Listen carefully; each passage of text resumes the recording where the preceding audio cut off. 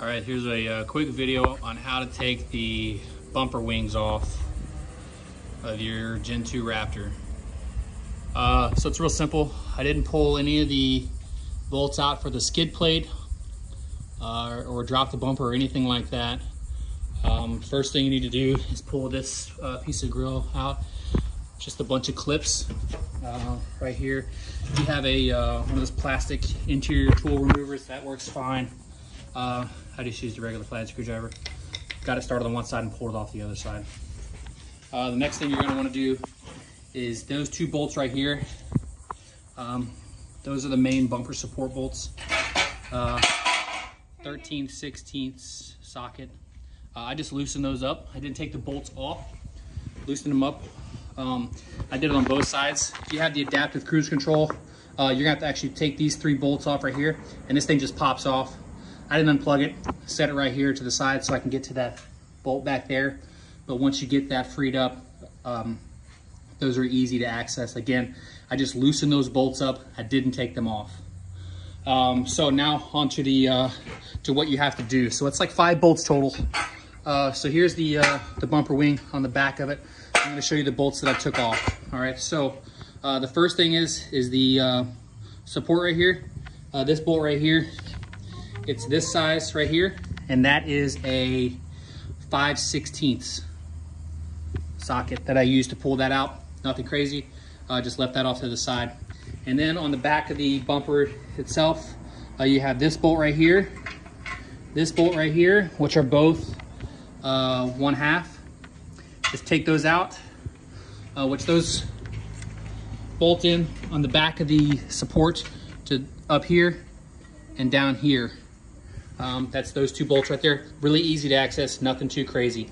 And then on the front here, you'll see these two bolts right here. Once you pull this off, those bolts are sticking out right there. One of them is a 1/2, and the other one is the 5/16 bolt. Again, those go right here and right here. Super easy to access.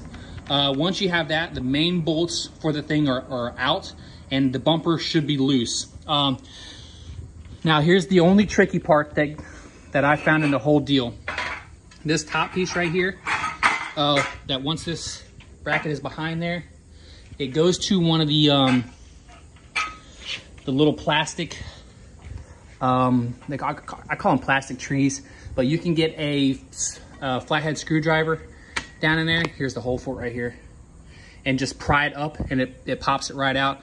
You have one of those on both sides. And then the last bolt, which is right here on the bracket, which if you look back up in there, it's pretty far into the side there. It's right in here, but I had to reach my hand. Let me get to the side here. I had to reach my hand in here to pull this down all the way through here. On the other side of this cable right here, you'll see the other side of this cable here, there's a bolt hole right here. Pretty far back there. I could still get a ratchet in there and ratchet like that. It's a 1/2, but that's the most difficult bolt hole you have to get to.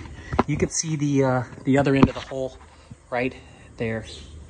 That's where it would be sticking out. So it would be about right here, which is not a full hand length inside the bumper there. But again, I moved this little rubber thing down and got the ratchet in there, pulled it out. Now once you get that loose, once you get the bolts out of it, the bumper part can wiggle around pretty freely.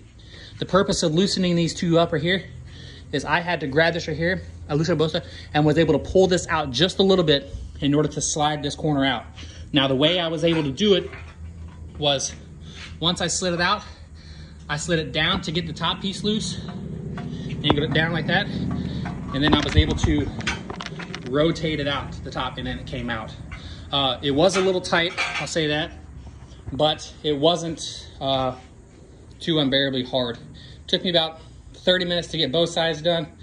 10 minutes of the time was figuring out exactly what I had to do to get it out.